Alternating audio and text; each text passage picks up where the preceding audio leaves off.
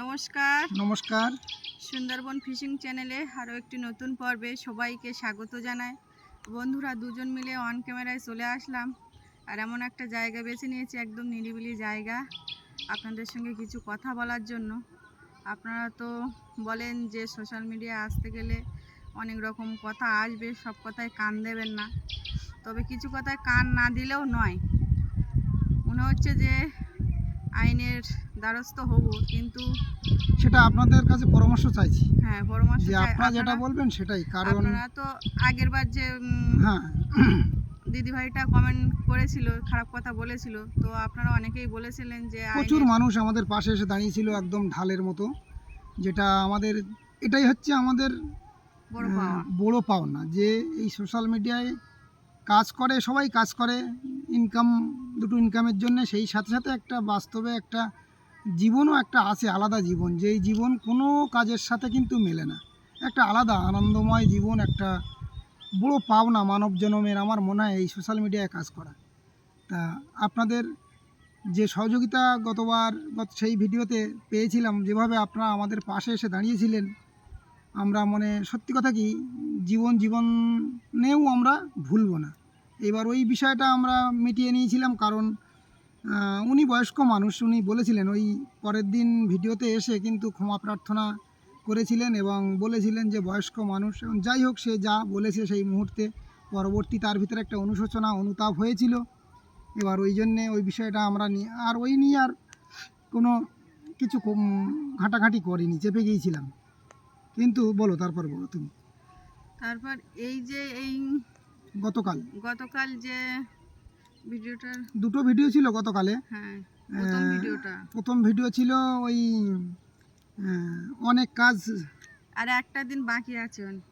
বলছি ভিডিওটা সময় মাত্র একদিন, এখনও প্রচুর কাজ বাকি, এবং সারাদিন কি করলাম, এই ভিডিওতে কিন্তু কমেন্টটা করেছে। আর তারপরে একটা ভিডিও ছিল, এটা ছিল 12টার সময়, আর বিকালবেলা একটা ভিডিও ছিল কালকে, যেটা মনসামোড়ের বাজারে আমরা দুজন বাজার করতে গিয়েছিলাম। বাবা অলরেডি আমরা যাওয়ার আগে কিন্তু বাজার করে রেডি করে রেখেছিল। এটাই সবথেকে একটা বুদ্ধিমানের কাজ হয়েছিল, কারণ আমরা টোটালি বাড়ির থেকে বেরিয়েই ভিজতে গেছি, প্রচুর বৃষ্টি, মুষলধারে বৃষ্টি। এবার ওই ভিজে অবস্থায় বাজার করাটা অনেকটা কষ্টকর হয়ে যেত, অনেক বাজারঘাট করেছিলাম। ভ্যানের থেকে জিনিসপত্র নেওয়া হয়েছে, পুরো বৃষ্টি। এবার এই দুটো ভিডিও গতকাল ছিল। এবার ওই প্রথম ভিডিও 12টার ওই ভিডিওটাতে কমেন্টটা করেছে, সেটা ভাষায় প্রকাশ করা যায় না। মানুষ এতটা হীনমন্যতা, এতটা ছোট মানসিকতা মানুষ হয় কি করে, কি করে। ব্যক্তিগতভাবে তো তাদের সাথে আমাদের কোনো শত্রুতা নেই, আপনারা আমাদের ভিডিওতে দেখেন, কম বেশি সবাই আমাদের চেনে, কিন্তু আমরা মানুষকে দেখে বোঝা যায় মানুষটা কিরকম। এবার তাকে তো আমরা চিনি না। এবার সে প্রতিনিয়ত আমাদের ভিডিও দেখে কিনা বলতে পারবো না, তবে প্রতিনিয়ত কমেন্ট করেন। হঠাৎ মাঝে মধ্যে এসে এরকম একটা বান মেরে চলে যায়। এবার গতকাল কমেন্ট করেছে, সেই কমেন্টের আমি সত্যি কথা কি, গতকাল তো সারাদিন প্রচুর পরিশ্রম গেছে, শারীরিকভাবে মানসিকভাবে সব দিক দিয়ে একদম পুরো দুর্বল হয়ে গেছিলাম। এবার তারপরে রাত্রে অত কষ্ট করে, তারপরে আবার রাত্রে ভিডিও এডিট করব, রাত 12টা 1টা পর্যন্ত জেগে, তারপর ওই ধরনের কমেন্ট যদি সামনে আসে, তখন সত্যি মাথা ঠান্ডা করে রাখা যায় না। এবার আমি কিন্তু একটু কড়া জবাব দিয়েছিলাম, দেওয়ার পরেও সে দমছে না, সে বাজে কথা লিখেই যাচ্ছে। আমি কিন্তু ভদ্র ভাষায় তাকে জবাব দিয়েছি। এবার আজকে গৃহপ্রবেশের ভিডিওতে এসে এমন ধরনের কথা বলেছে যেটা মেনে নেওয়া যায় না। গতকালের বিষয়টাও যদিও বা চেপে যাচ্ছিলাম, কিন্তু আজকে এই কমেন্টটা করায় আমি বললাম, না মধুমিতা, এগুলো সহ্য করা যাবে না, এগুলো মানুষের কাছে তুলে ধরতে হবে। কারণ সবাই কমেন্ট পড়ে না, কিছু মানুষ কমেন্ট পড়ে, জানতে পারে তারা। এবার সে ডাইরেক্ট কমেন্ট করেনি, একজনের কমেন্টে রিপ্লাই করেছে, আর আজকে ডাইরেক্ট কমেন্ট করেছে, করে একদম বাজে ভাষায় বাজে মন্তব্য করেছে। এবার সেগুলো একটু আপনাদের শোনাবো, তো আপনারা শুনুন তাহলে। গতকালের বিষয়টাই আগে দেখাই।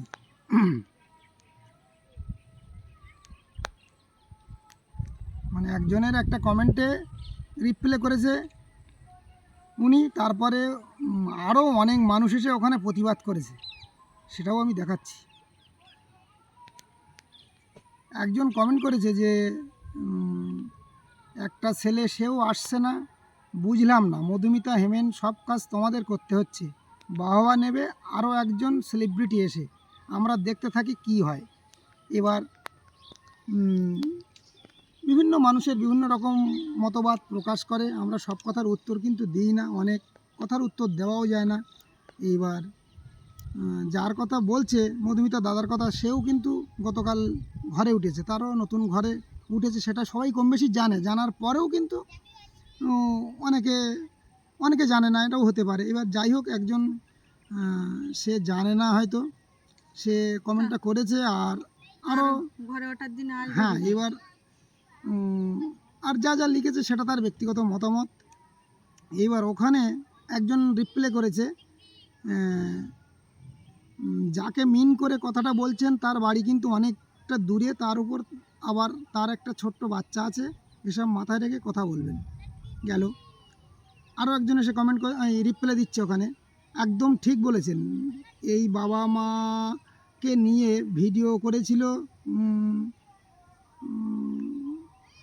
আমি কমেন্ট আর পড়ছি না, এটা আপনারা, কেননা একজনকে ডাইরেক্ট কিছু বলেছে, আমি বলছি না মুখে, আপনারা এগুলো এই কমেন্টগুলো পড়লে মোটামুটি আপনারাই বুঝতে পারবেন। মোটামুটি যে বাজে কথাগুলো লিখেছে আমি সেই কমেন্টগুলোই পড়ি নাকি। কে কী রিপ্লাই এখানে এসে করেছে সেটা আপনারাও এসে জানতে পারবেন, মানে ওই ভিডিওয় গেলে। সময় মাত্র একদিন, বহু কাজ পড়ে আছে এই ভিডিওতে। এবার এই যে সন্ধ্যা ঘোষ মহিলা, ইনি যে বাজে কথাগুলো আমাদের বলেছে সেই কথাগুলোই আমরা বলি। আর না, হেমেন্ত জায়গাটা তৈরি করে নিচ্ছে যাতে কেউ ঢুকতে না পারে। এতদিন একজনের নাম বলে কেউ আসেনি, এতদিন ও অমুক কেন আসেনি, এই ঝগড়াটা হেমেন তৈরি করেছিল, আমরা সবটাই জানি, এই লিখেছে। এবার আমি ওখানে কিন্তু আমি রিপ্লাই দিয়েছিলাম, আমি ছাড়িনি। আমি লিখেছি, আপনি তো আমাদের ঘরের পিছনের লোক, সব খবর জানেন, তবে দোষ একটাই, বেশি চটি চেটে ফেলেছেন, ওই জন্য শুধু হেমেনের দোষ খোঁজেন। যাই হোক, আপনার ভগবান সুমতি সুবুদ্ধি দিক, এটাই ঈশ্বরের কাছে প্রার্থনা করি।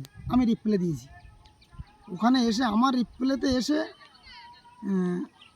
আবার উনি কিন্তু আবার এসে কমেন্ট করছে, সময় বলে দেবে হেমেন শ্বশুরবাড়ির জন্য এত কেন করে, একটা ছেলে এই জন্য আসে না, হেমেন শ্বশুরবাড়ি রাজত্ব করছে, নিজের বাড়ি থাকার সত্ত্বেও কেন কেউ বোঝে না, এমনি বিনা স্বার্থে কাজ করছে, ছি ছি, এইভাবে লিখেছে। এবার এই কমেন্টটায় আবার একজন রিপ্লাই করেছে, সুস্বাদু খাবার একটা আইডি থেকে একজন, আপনার কথা অনুযায়ী হেমেন বিনা স্বার্থে কিছু করছে না, সে স্বার্থের জন্য করলেও সে কিন্তু শ্বশুরবাড়ির জন্য যথেষ্ট করেছে, পকেটে নিজের স্বার্থ মেটাচ্ছে না, একদম সঠিক কথা বলেছে। কিন্তু মধুমিতা আর হেমেন বাবা মার পাশে সব সময় থাকার চেষ্টা করে, যেটা আপনারা দেখেছেন, মানে ইনি যেটা দেখেছে সেটাই বলেছে, সেটা আপনারাও জানেন কতটা আমরা। সেটাও বলেছে যে স্বার্থ থাকলেও কিন্তু থাকার চেষ্টা করে। হ্যাঁ, এইবার অনেকে তো বাস্তবে কি হয়, অনেকে তো স্বার্থও মিটিয়ে নেয় কিন্তু দেখে না, এবার সেই দলের ভিতরেও তো না। আর আমরা কতটা স্বার্থ নিয়ে চলি সেটা আপনারাই বলতে পারবেন, আর আমার কতটা অভাব আছে স্বার্থের সেটাও আপনারা বলতে পারবেন। এবার আমি লিখেছিলাম ওখানে, অসংখ্য ধন্যবাদ জানাই আপনাকে, একদম ঠিক বলেছেন, অন্যদের মতো কোনো দিন কোনো কিছু নেইনি, পারলে শরীর সামর্থ্য অনুযায়ী মা বাবার পাশে দাঁড়িয়েছি, অনেক অনেক ভালোবাসা ও শুভকামনা রইল। আমি ওনাকে এই রিপ্লাইটা দিয়েছিলাম। আর ওই সন্ধ্যা ঘোষকে আমি লিখেছিলাম, আপনি তো সবই জানেন দেখছি, তাহলে বলুন কোন কাজে কত টাকা নিয়েছি। আমি তো শ্বশুরবাড়ির সব কাজ করেছি বললেও ভুল হবে না, সেই বাথরুম থেকে, ঘরে পুকুরের ঘাট থেকে ঘর থেকে শুরু করে একদম A to Z আমি যেখানে মোটামুটি আপনারা দেখবেন আমার হাতের ছোঁয়া কিন্তু লেগে আছে কম বেশি। এবার আমি লিখেছি, সত্যি কথাগুলো যদি বলি অনেকের বদহজম হবে। সোশ্যাল মিডিয়ায় সব কথা বলা যায় না, আশা করি বুঝতে পেরেছেন। এই কথাগুলো আমি লিখেছি কারণ সত্যি সব কথা কি সবসময় সব কথাও বলা যায় না। ওপেন প্ল্যাটফর্মে অনেকে অনেক কমেন্ট করে, অনেক কিছু জানতে চায়, কিন্তু বলতে চাইলেও বলতে পারি না, কারণ অনেক কারণ থাকে, সেটা আপনারা অবশ্যই বুঝতে পারেন।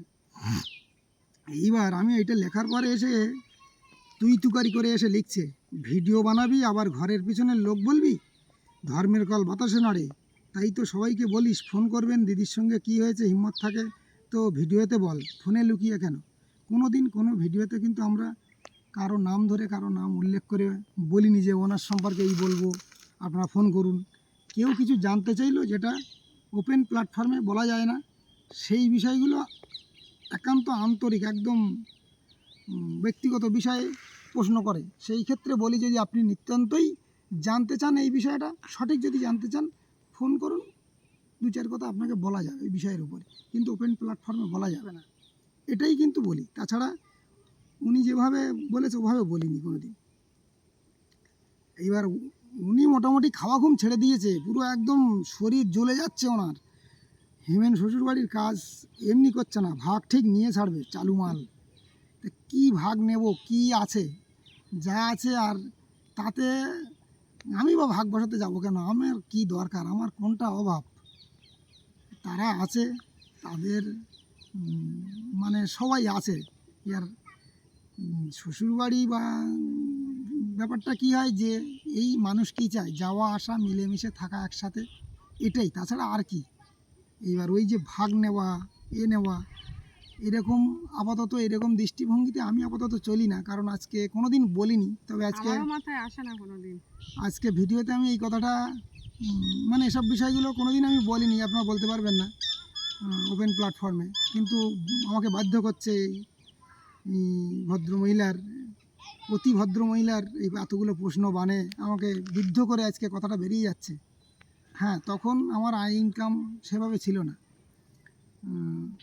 তখন ছেলেও হয়নি, যখন ঘাট করেছিলাম বাথরুম করেছিলাম, এবার লোকজন নিয়ে কাজ করেছিলাম। এবার আমি কিন্তু হাফ পারিশ্রমিক আমি নিয়েছিলাম ঘাটের সময় বা বাথরুমের সময়। এইবার আরও হিসাব করলে কিচ্ছু না, কাঠ বাঁশ সব তো আমার সরঞ্জাম আছে, সব নিয়ে কাজ করতে হয়, আমি কিছু সেভাবে নিইনি, শুধু পারিশ্রমিকটা না নিলে নয়। আর আমাকে জোর করেও মানে মধুমিতার মা বাবা আমার শ্বশুর শাশুড়ি জোর করে দিয়েছিল যে একেবারে তুমি, তোমার সংসার আছে, বাচ্চা আছে, মেয়েটা তখন ছোট, এবার কিছু নাও, তোমার কিছু তো নিতে হবে, দিয়েছিল। আর এই ঘরের সময় কিন্তু আমি একটা পয়সা নিইনি, কারণ এটা আমি প্রতিজ্ঞাবদ্ধ ছিলাম এক সময় মধুমিতার কাছে। মধুমিতাকে কথা দিয়েছিলাম যে বারে বারে বিভিন্ন সুন্দরবনে, আমাদের সুন্দরবনবাসীর উপরে তো বিভিন্ন ঝড় বন্যা এসে আছড়ে পড়েছে। এবার আমি কথা দিয়েছিলাম যে তোমার মা বাবা তো একদম নদীর ধারে বাড়িটা দেখেছেন, একদম নদী রাস্তার গায়ে। এবার আমি কথা দিয়েছিলাম যে আমার তো সত্যি কথা যেটা সেই রকম আয় ইনকাম আমার নেই, ভগবান যদি দেয় তাহলে তো অন্যরকম, ইচ্ছা স্বপ্ন ছিল, ওটা এখন বলবো না, কারণ যেটা করতে পারিনি সেটা বলে লাভ নেই, বড় বড় গল্প করে লাভ নেই, যেটা পেরেছি সেটাই বলি।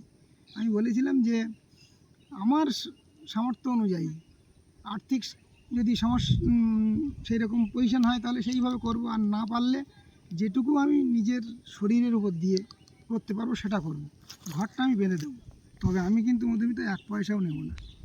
এবার সেইভাবে ও কিন্তু শুধু আমি যে করেছি সব কিছু না, পুরোপুরি মধুমিতাও পূর্ণ সহযোগিতা ছিল, কারণ আপনারা দেখেছেন ওই সময় মা জঙ্গলে কাঁকড়া ধরতে যেত, তারপরে 2 মাস বাড়িতে ছিল না ব্যক্তিগত কারণে, টোটালি রান্না বান্না, লোকজনের খাওয়ান দাওয়ান সব টোটালি ও করেছিল, আর এই কাজটা আমি করেছিলাম।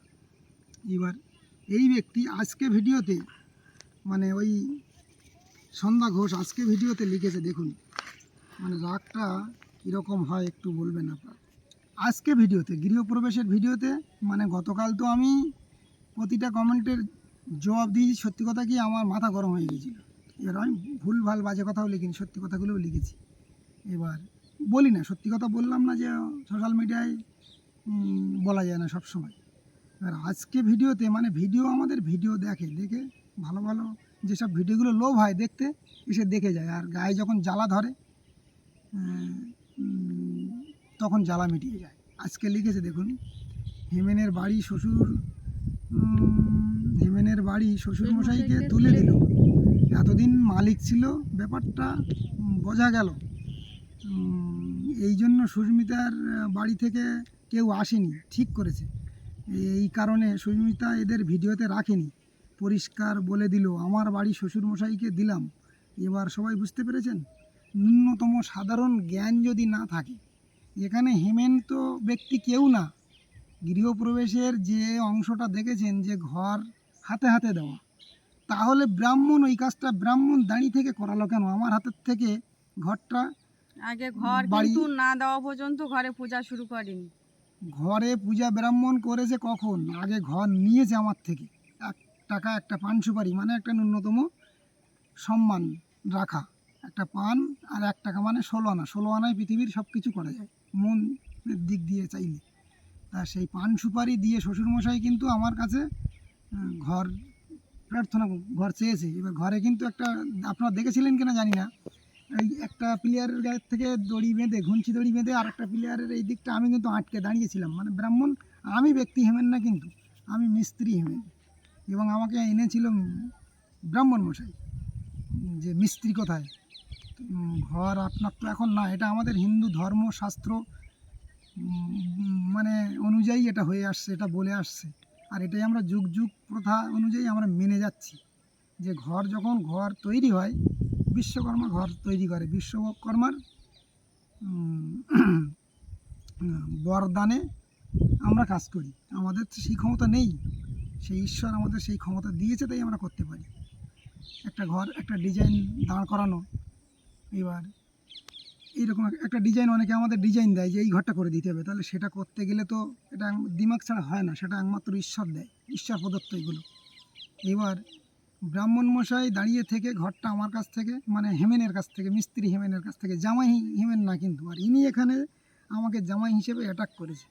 এবং আমি মালিক ছিলাম এতদিন, ওই জন্যে মধুমিতার দিদি আসতে পারিনি এই বাড়িতে, আমার বাড়ি আসতে পারি, এটাই বোঝাচ্ছে। আসতে দিইনি আমি, আজকের ঘর শ্বশুরমশাই আমি দিয়ে দিয়েছি। তো এসবগুলো কতটা নির্বোধ টাইপের মানুষ হলে এইরকম মন্তব্য করে। এবার আমি ওখানে কমেন্টে আমি রিপ্লাই দিয়েছি, আমি আজকেও ছাড়িনি। বাংলায় একটা প্রবাদ আছে, যার 9-এ হয়নি 90-তেও হবে না। আপনি সেই দলের লোক, আমি বলেছি। বলে না, যার 9-এতে হয়নি তার 90-তেও হবে না। অন্য ভাষায় বলিনি তো, বাংলা ভাষায় বলেছি। এখানে জামাই হেমেনকে না দেখে মিস্ত্রি হেমেনকে দেখুন। গৃহপ্রবেশের আগে পর্যন্ত ঘর মিস্ত্রির না হলে মিস্ত্রির হাত থেকে ঘর নেওয়া হয় কেন? গৃহপ্রবেশের আগের দিন পর্যন্ত ঘরটা যদি মিস্ত্রির না হয়, তাহলে ব্রাহ্মণ কেন ওই নিয়মটা এখনও চালিয়ে যাচ্ছে যে মিস্ত্রির হাত থেকে মালিকের ঘর নিতে হবে, হাতে হাতে নিতে হবে? তাহলে নিশ্চয়ই হাতে হাতে নেওয়ার এই নিয়ম আছে, মানে তাহলে ঘরে ওঠার আগ পর্যন্ত ঘরের মালিক মিস্ত্রি। এখানে আমি হেমেন না, তো জামাই হেমেন না, এটা মিস্ত্রি হিসেবে দেখুন না আমাকে। আপনাকে তো বোঝানো যাবে না, আপনার কাজ হেমেন মধুমিতার ভুল ধরা, আমি এটা লিখেছি। আবার এসে আমার এখানে আবার রিপ্লাই দিচ্ছে, মিস্ত্রি আর জামাই তা ভালো টাকা মেরেছে, মিস্ত্রির মালিক হয় জানা ছিল না। টাকা মেরেছি নাকি প্রচুর। আমি ওই শহরের দিকে ঘর বাড়ি তৈরি হয় প্রোমোটারিং সিস্টেম মাধ্যমে, ঠিকাদারি সিস্টেমে। একজন কিন্তু একটা ঘর কন্ট্রাক্ট দিয়ে দেয়, টোটালি মালপত্র যা যা লাগবে, মিস্ত্রি লেবার ব্যাট দিয়ে কিন্তু কন্ট্রাক্ট দেয়। ইনি ভাবছে আমি কন্ট্রাক্ট নিয়েছি শ্বশুরমশাইয়ের কাছ থেকে, নিয়ে মাল জলের থেকে আমি টাকা মেরেছি। বাজারঘাট আপনাকেই বলছি, সন্ধাম ঘোষ, বাজারঘাট সব গ্রামের দিকে ওভাবে হয় না, হয় না বলা ভুল। শতকরা 1-8 দেয়, বড় লোকেরা দেয়, গরিব মানুষরা পারে না ফুল কন্ট্রাক্ট দিতে, অনেক টাকার গল্প। আমি ছিলাম সামান্য মিস্ত্রি হিসেবে, আর শ্বশুরমশাই টোটালি বাজারঘাট অ্যারেঞ্জমেন্ট নিজে বাজারঘাট করেছিল। আমি ছিলাম মিস্ত্রি হিসেবে, সঙ্গে আরও 2-3 জন লোক ছিল কাজের। ডেলি রোজে তারা কাজ করতো, আর আমি কোনো রোজ নিইনি। আপনার তো বলে বোঝাতে পারবো না, কমেন্ট করে বলেছি, তারপরেও আপনি বুঝবেন না, বুঝতে চাইছেন না। আপনার দোষ একটাই, যে ভুল ধরতে হবে এবং ওদের বাজে কথা বলতে হবে, ওদের ছোট করতে হবে, হীনতা করতে হবে। এটাই হচ্ছে আপনার দোষ। কি বলবো আর, মানে এতটা কষ্ট লাগছে যে রাগ করে বা কী করব, তা আপনারাই বলবেন যে কি করব, এইসব মানুষদের কি করা উচিত। পুষ্কর, সব কিছুই তো শুনলেন, আর দেখতে দেখতে কিন্তু আমাদের এই পূর্ব দিকটায় প্রচুর পরিমাণে মেঘ করেছে। ভয়ঙ্কর মেঘ, ভয়ঙ্কর, এক্ষুনি একদম শুরু হবে। এক্ষুনি শুরু হয়ে যাবে। বাবা, পুরো অন্ধকার হয়ে যাচ্ছে তো পুরো।